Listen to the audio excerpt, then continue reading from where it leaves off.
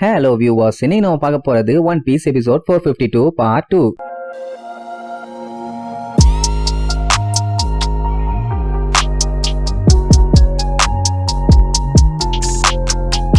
Open பண்ணா போன பாட்டுல திடீர்னு அங்க போன் அடிக்கிற சவுண்ட் கேட்டுச்சுல்ல. எல்லாருமே என்னடா இது திடீர்னு நேவியாள கப்பல இப்படி ஒரு போன் அடிக்குது, ஏதோ சரியில்லையேன்னு குறுகுறுன்னு சுத்தி நின்னு பாப்பானுங்க. சொல்ல போனா மொத்த கப்பலுமே கொஞ்சம் ஆச்சரியத்துலதான் இருப்பானுங்க.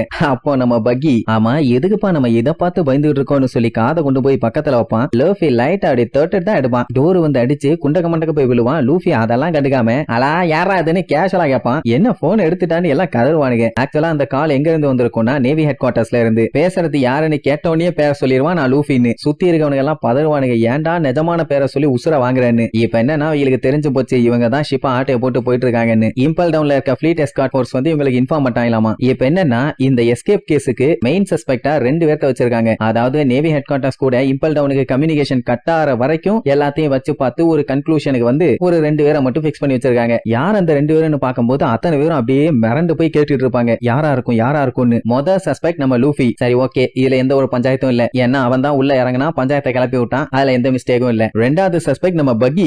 எது நானானு வாய பொளந்துருவான். ஆக்சுவலா இதுவுமே கரெக்ட் தான், ஏன்னா ஒரு சைடு உள்ள அவன் தப்பிச்சுக்கிட்டு இருந்தான், இன்னொரு சைடு லூஃபி வந்துகிட்டு இருந்தான். 2 பேரும் தானே பஞ்சாயத்தை ஸ்டார்ட் பண்ணது. ஆனா சுத்தி இருக்கவங்க எல்லாத்துக்குமே இப்ப ஷாக் என்னன்னா இங்க இவங்க கிட்ட வார்லாட்ஸ் எல்லாருமே இருக்காங்க, பட் இருந்தாலும் மெயின் சஸ்பெக்டா பக்கியையும் லூஃபியும் போட்டிருக்காங்கல்ல. அப்படின்னா நீங்க யாரு எவ்வளவு பெரிய ஆளுன்னு சொல்லி பக்கிய பார்த்து எல்லாம் கேட்ட உடனே எது நானா, ஏன்டா ஏன் அப்படி உசு பேத்துறீங்கன்னு அப்படியே பதறி போய் அழுதுகிட்டு இருப்பான். அப்ப பக்கிய பத்தி கம்ப்ளீட்டா விசாரிச்சு பார்க்கும்போது முதல்ல இவன் ஒரு பேர் இல்லாத பைரட்டு, எதுக்கும் லாய்க்கில சும்மா சீனை போட்டு சுத்துவானுங்கல்ல, அப்படித்தான் நினைச்சானுங்க. ஆனா ரிப்போர்ட் எல்லாம் படிச்சு பார்த்ததுக்கு அப்புறம் தான் மேட்ரே தெரியுது இவன் எவ்வளவு பெரிய ஆளுன்னு. Buggy the clown, king of the pirate, gold ரோஜரோட க்ரூ மெம்பர். இத சொன்ன உடனே ஐயோ இது புறா இவனுக்கு தெரிஞ்சதுன்னு அப்படியே ஷாக்ல நடுங்க ஆரம்பிச்சிருவான். அவன் மட்டும் இல்ல, அந்த கப்பலே அப்படியே துள்ளி குதிக்கும். ஏன்னா கோல்டு ரோஜர் கப்பல்ல இவன் வேலை பார்த்திருக்கான்னா அப்ப இப்ப இருக்க பைரட்ஸுங்க எல்லாத்துக்குமே இவன் ஒரு ஸ்டார் ஆச்சே. அது மட்டுமா நம்ம ரெட் ஹேர் ஷாங்க்ஸ் இருக்கான்ல, அவனும் இவனும் அண்ணன் தம்பிங்க மாதிரி. அவன் 4 எம்பரர்ல ஒருத்தன் அப்படின்னா அவனும் பெரிய ஆளு. இத கேட்டவன மறுபடியும் கப்பல் துள்ளி குதிக்கும். அதாவது 50 பேத்துக்கு பயங்கர ஷாக்கு. இவ்வளவு பெரிய ஆளா இருக்கிற பக்கி எப்படி வெளியே தெரியாம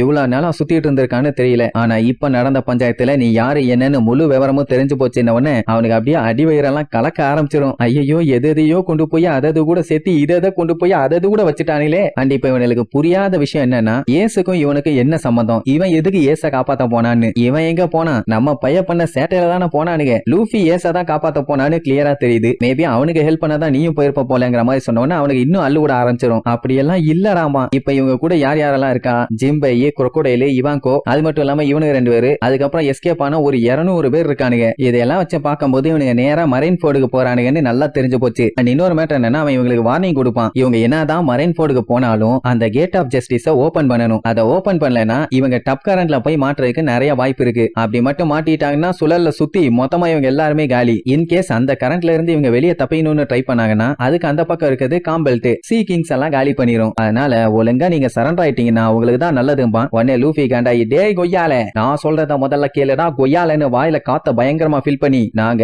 ஏசை எப்படியாச்சும் காப்பாத்துவோம், எவன் குறுக்க வந்தாலும் அதை தடுக்க முடியாது. உன் பொட்டேட்டோஸ் எல்லாத்தையும் கழுவி வச்சுட்டு ரெடியாடுறான்னு சொல்லிட்டு போன வச்சிருவான். பொட்டேட்டோவா என்ன சொல்ல வரான்னு அவங்களுக்கு ஒண்ணும் புரியல. கடைசியில பார்த்தா நம்ம பையன் திங்கர் ஐட்டத்தை பத்தி தான் பேசியிருக்கான். ஐயோ அட்டுவலியா மாட்டானேன்னு சொல்லி எல்லாம் போட்ல கதறுவானுங்க. இப்ப இவங்களுக்கு என்ன ஒரு விஷயம் புரியலன்னா எதுக்கு இவன் தேவையில்லாம நேவி ஆள்கிட்ட போய் வம்பிழுத்துட்டு இருக்கான் அப்படின்ட்டு ஒரே குழப்பம். ஆனா அதுக்கு முன்னாடி பகிய பத்தி சொன்னாங்கல்ல, அதெல்லாம் உண்மையானு சொல்லிட்டு அவன்கிட்ட வளைச்சு கேட்பானுங்க. அவனுக்கு என்ன சொல்றனே தெரியல, அப்படியே பேந்த முழிப்பானா. உடனே அவனுக்காண்டி பயங்கரமா கோஷம் போட ஆரம்பிச்சிருவாங்க. நம்மளை காப்பாத்தினவர் ஒண்ணு சாதாரண ஆள் இல்ல, பைரட்டுக்கெல்லாம் பைரட்டு, டானுக்கெல்லாம் டானுன்னு உசு பேத்துவானுங்களா. அவன் வாய பொளந்து கதறுன்னு கதறுவான். அட பாவிகளா, நீங்க இப்படி பில்டப் பண்றது மட்டும் கவர்மெண்ட் காதுக்கு போய் சேர்ந்துனா அப்புறம் நீ பாக்குற இடத்துல எல்லாம் வச்சு செய்வானுங்களே, ஏன்டா இப்படி உசுர வாங்குறீங்கப்பா. ஜிம்பையே அசந்து போயிட்டான். இதுதான் இவனோட பேக்ரவுண்ட்.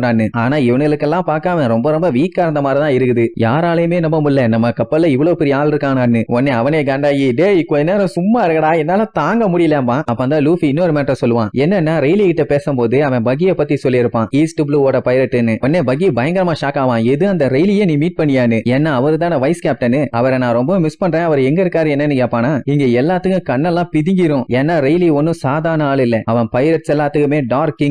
அவரு அவர்கிட்டயே இவங்க எல்லாம் பேசியிருக்காங்களா, அடங்கொக்கா மக்கா இவங்க எல்லாம் சாதாரண ஆள் இல்ல. அதுலயும் கேப்டன் பகி எல்லாம் வேற லெவல்னு சொல்லிட்டு அப்படியே பில்டப் ஏத்திட்டே போவாங்க. பகிக்கே பயமாயிருச்சு. ஒரு நிமிஷம் இருங்கடா, நீங்க சொல்றதெல்லாம் உண்மைதான், ஆனா நீங்க இதெல்லாம் கொண்டு போய் வெளியில சொன்னீங்கன்னா அப்புறம் நல்லா இருக்க என் ஃபியூச்சர் கேள்விக்குறியா மாறிடும்டா. சொன்னா கேளுங்கடா, கொஞ்சம் சைலண்டா இருக்கேன்பா. யாரும் கேட்க மாட்டானுங்க. அவனை தூக்கி வச்சுக்கிட்டு பகி பகி பகி பகின்னு பயங்கரமா சேர பண்ணுவானுங்க. எங்க தலைவர் சிங்கம் மாதிரி, சிங்கத்தை நாங்க தரையில நடக்க விட மாட்டோம் அப்படி இப்படின்னு அவனை தூக்கி வச்சு சுத்துன்னு சுத்திட்டு இருப்பாங்களா. உடனே அந்த செகண்ட் தான் பகிக்கு ஒரு ஐடியா தோணும். இப்ப நேவி ஆளுங்க பகிய ஓவராவே இப்ப பில்டப் பண்ணிட்டானுங்க. அது ஒண்ணு தப்பான விஷயம் இல்ல, என்ன கொஞ்சம் வெட்டி வெட்டி அடிப்பானுங்க அவ்வளவுதான். அண்ட் அது மட்டும் இல்லாம அது எல்லாமே உண்மைதானே. இப்ப இவனுக்கு ரெப்புடேஷன் நல்லா பலமாவே அதிகமாயிட்டு போகுது. அது எதுக்கு வேண்டான்னு சொல்லி விடணும். இப்போ இவன் மட்டும் அந்த ஒயிட் பியர்ட போட்டு தள்ளிட்டானா அதுக்கப்புறம் அந்த 4 எம்பரர்ஸ்ல இவனும் ஒருத்தன் தானே. ஐயோ இல்ல இல்ல இல்ல இல்ல நம்ம அதுக்கும் மேல போகணும்னு கிங் ஆஃப் த பைரட்டே நான் தான்டான்னு சொல்லி பகல்லையே பகல் கனவை பலவிதமா கண்டுகிட்டு இருப்பான். இப்ப இவன் கூட இருக்க ஆளுங்க எல்லாருமே இவனை விட அதிக பவுண்டி வச்சிருக்காங்க. இப்ப மட்டும் இவன் இந்த டைமை கரெக்டா யூஸ் பண்ணிட்டானா அதுக்கப்புறம் வேற லெவல்ல போயிருவான்ல. இதுல வேற சுத்தி இருக்கவனுங்க எல்லாம் நாங்க வாழ்க்கை பூரா உங்களை தான் ஃபாலோ பண்ண போறோம்னு வேற சொல்லிடுவானுங்க. அது மட்டுமா ஆர்டர் மட்டும் கொடுங்க, நாங்க மொத்தம் எல்லாத்தையும் பாத்துக்கிறோம். ஏன் உங்களுக்கு நேவி ஹெட் குவார்டர்ஸ் போக பிடிக்கலன்னா சொல்லுங்க, யாரெல்லாம் போகணும்னு சொல்றாங்களோ அவங்கள பொல்லந்து கட்டிடுறோம்னு கத்தியோட நிப்பானுங்க.